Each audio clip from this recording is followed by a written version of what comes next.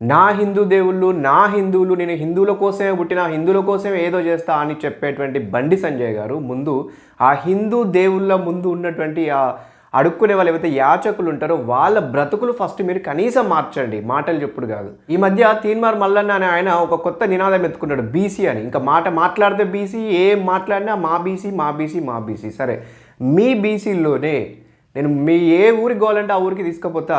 ఆ బీసీల్లోనే ఇవాళ ఒక వడ్రంగి పనులు చేసేవాళ్ళు కానీ, లేదంటే ఒక నాయి బ్రాహ్మణులు కానీ, లేదంటే ఒక మత్స్యకారులు కానీ, లేదంటే ఇట్లా రకరకాల ఒక రజకులు కానీ, ఇట్లా ఎన్నో కులవృత్తులు చేసేటువంటి వాళ్ళ కులవృత్తులు దొరకక ఇప్పటికీ ఒక కరువు పనో లేదంటే ఒక కూలి దొరికితే కూలి కోసం కూడా ఎదురు చూస్తూ కనీస తిండి దొరకక ఎంతోమంది ఇబ్బందులు పడతారు. వాళ్ళ కోసం కనీసం సరే మిగిలిన వాళ్ళందరూ వదిలేద్దాం, నువ్వు చెప్పేటువంటి ఆ బీసీల కోసం, ఆ బీసీల బతుకులు మార్చడానికి నీ దగ్గర ఉన్నటువంటి ఎజెండా ఏంటి? ఇక మన ఎంఐఎం పార్టీ అసదుద్దీన్ ఓవైసీ గారి గురించి తెలిసిందే, మా ముస్లింల కోసమే మేము ఏదో చేసేస్తామని చెప్పేసి. సరే, హైదరాబాదులోనే పుట్టి పెరిగినటువంటి ముస్లిమ్సు, హైదరాబాద్లోనే పుట్టి పెరిగినటువంటి ఎంఐఎం పార్టీ ఆ హైదరాబాదు ముస్లిం సోదరుల కోసం ఏం చేస్తుంది? ప్రపంచంలోనూ దేశంలోని ఎక్కడెక్కడున్న వాళ్ళు హైదరాబాద్కి వచ్చి స్థిరపడి చాలా గొప్పగా ధనవంతులు అవుతున్నారు. కానీ హైదరాబాద్లోనే పుట్టి పెరిగినటువంటి ఆ ముస్లిం సోదరులు మాత్రం ఇంకా పేదరికంలోనే ఎందుకు మగ్గుతున్నారు? సరే, మిగిలిన వాళ్ళందరిని వదిలేసి కనీసం ఆ ముస్లిం సోదరుల యొక్క బతుకులు మార్చడానికి ఎంఐఎం పార్టీ కానీ, ఈ అసదుద్దీన్ ఓవైసీ గారు కానీ ఏం చేస్తున్నారు? అంటే ఏంటంటే ఈ ఒకరు హిందువులని, ఒకరు ముస్లిమ్స్ అని, ఒకరు కులాలని, ఒకరు మతాలని, ఇట్లా ఏంటంటే కేవలం ప్రజలను రాజకీయాల కోసం విడగొట్టి వాళ్ళ రాజకీయాల కోసం, ఒక పదవుల కోసం ఆడుతున్నటువంటి ఒక ఆటలే ఇవన్నీ.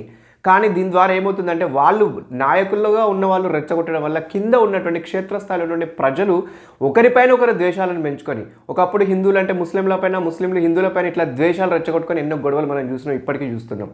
దీనివల్ల ఏమవుతుందంటే క్షేత్రస్థాయిలో ఉన్నటువంటి ప్రజల మధ్యలో అన్నదమ్ముల్లాగా కలిసి ఉన్నటువంటి ప్రజలు ఒకరిపైన ఒకరికి ద్వేషం అనేది ఏర్పడుతుంది. ఒక ముస్లిం సోదరుడి పైన ఒక హిందూ పైన ముస్లిం సోదరునికి ఒక్కసారి ద్వేషం ఏర్పడ్డదంటే వాళ్ళు ఎంత కలిసి ఉండాలని ట్రై చేసినా కూడా ఆటోమేటిక్గా ఎక్కడో దగ్గర విద్వేషం రగులుతూనే ఉంటాయి. తర్వాత ఈ మధ్య కొత్తగా కులాల మధ్య కూడా ఒక కులం పైన ఇంకొక కులం వాళ్ళు దాడి చేసుకోవడం రీసెంట్గా కొన్ని ఇన్సిడెంట్స్ కూడా చూస్తున్నాం. ఇంకా ఇట్లా చెప్పుకుంటూ పోతే సమాజం అంతా కూడా కొన్ని వందలు వేల వర్గాలుగా విడిపోయి అది సమాజంలో శాంతి భద్రతలకు మరియు ఒక అస్థిరతకు దారితీసే ప్రమాదం ఉన్నది. కాబట్టి రాజకీయ నాయకులు కులాన్ని మతాన్ని వాడుకొని నిజంగా మీరు ఆ కులాల కోసం, మతాల కోసం మీరు చేసేది ఏమీ ఉండదు, మీరు పదవులు పొందరు.